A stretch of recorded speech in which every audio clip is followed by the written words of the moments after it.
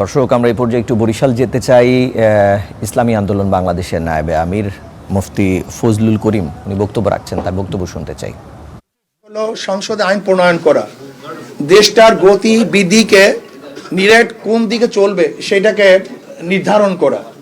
এদেশে সন্ত্রাস থাকবে কি থাকবে না, জুলুম অত্যাচার থাকবে কি থাকবে না, বিদেশে টাকা পাচার হবে কি হবে না, এগুলো রোধ করা আসলে একজন মেম্বার অফ পার্লামেন্টের মূল দায়িত্ব। এরপরে যদি বরিশালের তরফ থেকে আমাকে ইনশাআল্লাহ নির্বাচিত করা হয়, তাহলে আমার প্রথম কাজ থাকবে দুর্নীতি মুক্ত একটা আমরা বরিশাল করব।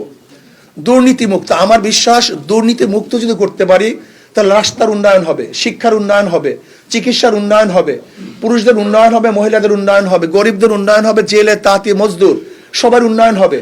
আমি মনে করি আমাদের উন্নয়নের সবচেয়ে বড় বাধা হলো দুর্নীতি। এরপরে আসুন, আমরা নদী কবলিত এলাকা, এখানে পানি বদ্ধ হয়ে যায়, পানি বদ্ধতা থেকে কিভাবে নিরসন করা যায় সে আমরা চেষ্টা করব। আজকে দেখা যায় ছাত্ররা পড়াশোনার টেবিল বাদ দিয়ে তারা নেশাগ্রস্ত হয়ে গেছে। যদি আল্লাহ পাক আমাকে কবুল করে তারা টেবিলে কিভাবে বসতে পারে সেই ব্যবস্থা আমি গ্রহণ করব। আজকে দেখা যায় আমাদের যুবকরা নেশাগ্রস্ত হচ্ছে, তাদেরকে নেশা মুক্ত কিভাবে সমাজ গড়া যায় সেই ব্যবস্থা আমি করব। শিক্ষার উন্নয়ন করব, চিকিৎসার উন্নয়ন করব। আজকে এশিয়ার মধ্যে আমাদের মেডিকেল সবচেয়ে বড়, সেইটাকে আরো উন্নয়ন করার আমি চেষ্টা করব। রাস্তাঘাট যেখানে যেখানে অবকাঠামো যার উন্নয়নের প্রয়োজন আছে এমন কোনো সেক্টর নাই, শুধু আমি না, আমি সবার পরামর্শ ভিত্তিতে আমি একটা পরামর্শশালা করব, যেখানে সাংবাদিক থাকবে, বুদ্ধিজীবীরা থাকবে, শিক্ষিত ব্যক্তিরা থাকবে, বিগত দিনে যারা এমপি, মিনিস্টার, সচিব, ডিসি আমাদের বরিশাল অঞ্চলের আছে, এরকম বিশাল এক জনগোষ্ঠী নিয়ে আমরা একটা কমিটি গঠন করব দেশের উন্নয়নের জন্য। সবাই সাংবাদিক থাকবে, সেখানে সমস্ত ব্যক্তিদের পরামর্শের ভিত্তিতেই বরিশালের কি কি প্রয়োজন সব কিছু চিহ্নিত করে ইনশাআল্লাহ উন্নয়ন করার চেষ্টা করব।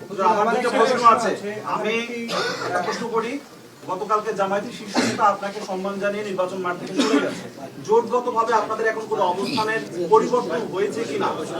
আপনারা এখন সেই যে 11 দলীয় নির্বাচনে জোট করেছেন সেদিকে আবার যাবেন কিনা, মানে জোটগত অবস্থানটা পরিষ্কার হতে চাচ্ছে একটা প্রশ্ন। দ্বিতীয় প্রশ্ন হচ্ছে যে আওয়ামী লীগের তো ভোটাররা আছে বা সমর্থকরা আছে, সেই ভোটাররা কাকে ভোট দেবে বলে মনে করেন? এক নাম্বার হলো যে আমরা বিগত দিনে জামাতের যিনি আমির তার সম্মানার্থে তার সিটের মধ্যে আমরা নমিনেশন পেপার সাবমিট করিনি হাত পাকার পক্ষ থেকে। তিনি আমাদেরকে সম্মান করে তাদের প্রার্থীকে এখান থেকে তুলিয়ে দিয়েছেন, এর জন্য তাকে ধন্যবাদ, আমরা শুকরিয়া জ্ঞাপন করছি। আমি কালকে জনাব অ্যাডভোকেট হেলাল সাহেবকেও আমি মোবাইলে ধন্যবাদ জ্ঞাপন করছি এবং অন্যদেরকে ধন্যবাদ জ্ঞাপন করেছি। না